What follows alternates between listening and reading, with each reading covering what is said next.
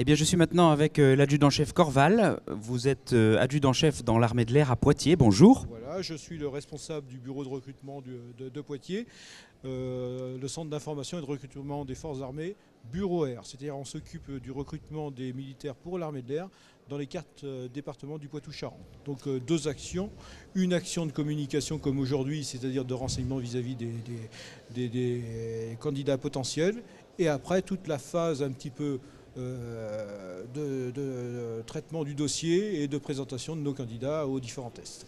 Alors, présentez-nous concrètement les métiers de l'armée de l'air aujourd'hui et les besoins identifiés dans votre corps d'armée.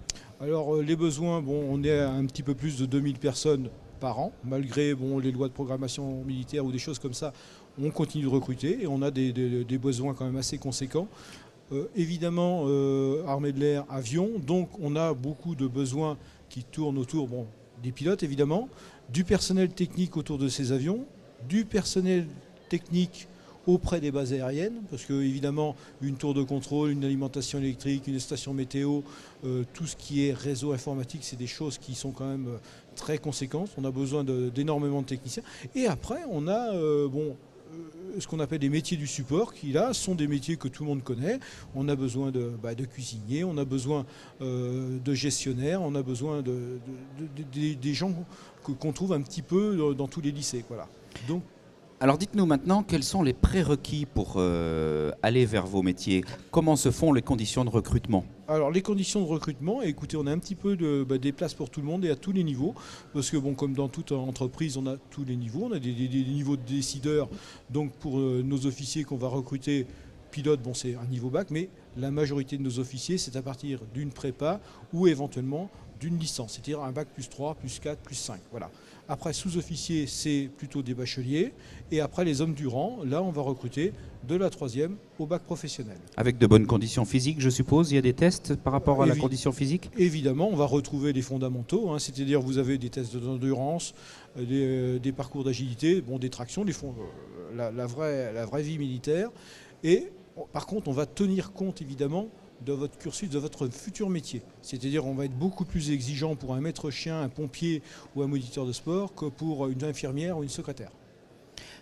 Concrètement, l'affectation se déroule comment après ? Les bases aériennes, on connaît où elles se situent, grosso modo. Un jeune qui passe la sélection, qui réussit la sélection, est-il affecté au niveau national ou est-ce qu'il peut émettre des choix en termes de géographie par rapport à son domicile d'origine ? Eh bien, écoutez, oui, et effectivement, suivant la catégorie de personnel, on a parlé d'hommes du rang, c'est un recrutement, je ne dirais pas tout à fait à la carte, mais la personne postule pour un poste bien précis. Et à l'autre bout de la chaîne, c'est-à-dire actuellement, nous sommes en plein recrutement d'officiers sous contrat. C'est des postes qui sont en ligne sur le site du recrutement Air, toute une armée, ou sur le site de Pôle emploi. Et là, vous avez l'intitulé du poste avec la localisation. Donc vous voyez, aux 2 extrémités de la chaîne, on choisit, entre guillemets. Voilà. Très bien. Par contre, recrutement sous-officier ou recrutement pilote ou des choses comme ça, vous avez tout un parcours de formation, évidemment noté. À la fin de cette formation, on fait le bilan de ces notes et on fait un classement. On est très traditionnel, très tradition dans l'armée. Le premier choisit et le dernier prend le choix poste de son poste. Voilà. D'accord.